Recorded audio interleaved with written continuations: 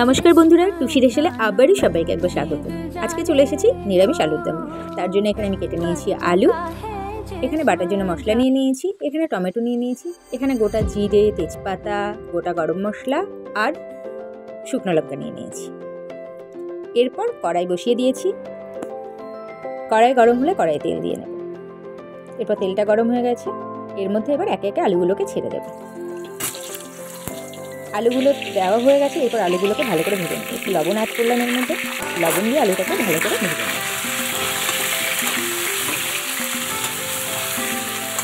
আলুগুলোকে আমি লাল লাল করে ভেজে নিলাম। এরপর আলুটাকে নামিয়ে নেব। এরপর ওই তেলের মধ্যেই আমি তেজপাতা, শুকনো লঙ্কা দিয়ে দিলাম।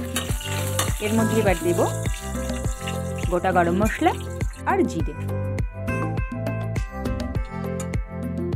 এরপর এটাকে নাড়াচাড়া করে এর মধ্যে আমার বাটা মশলাটা আমি দিয়ে দেবো। আদা, জিরে আর লঙ্কা যেটাকে আমি পেস্ট করে নিয়েছিলাম, এটাকে এরপর দিয়ে মশলাটাকে কষিয়ে নেব। এরপর হলুদ অ্যাড করলাম। এরপর আমি টমেটোটাকে পেস্ট করে নিয়েছিলাম, সেই টমেটো পেস্টটা এখন দিয়ে দেবো। এটাকে ভালো করে কষিয়ে নেব। এরপর এর মধ্যে কসুরি মেথি, পরিমাণ মতো লবণও দিয়ে দিয়েছি।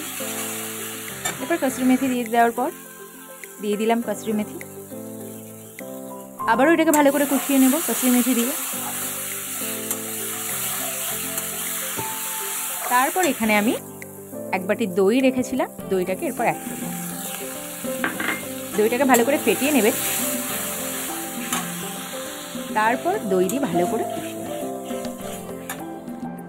মশলাটা ভালো করে কষানো হয়ে গেছে। এরপর ভেজে রাখা আলুগুলো একে একে দিয়ে দেবে। আলু দিয়ে আবারও ভালো করে কষিয়ে নিয়েছি, কষানো হয়ে গেছে। এরপর এর মধ্যে পরিমাণ মতন জল দিয়ে দেবো।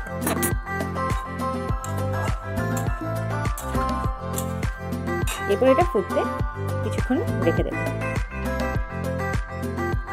এর মধ্যে একটু চিনি অ্যাড করলাম নামানোর আগে, আর ধনেপাতা কুচি।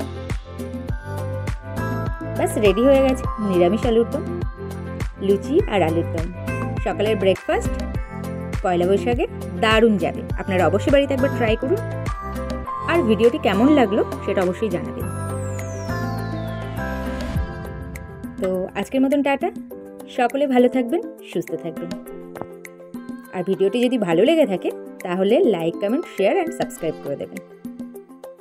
আবারও আসবো নতুন কোনো রেসিপির সাথে। তো লুচি আলুর দম কেমন লাগলো অবশ্যই জানাবেন। টাটা, ভালো থাকবেন।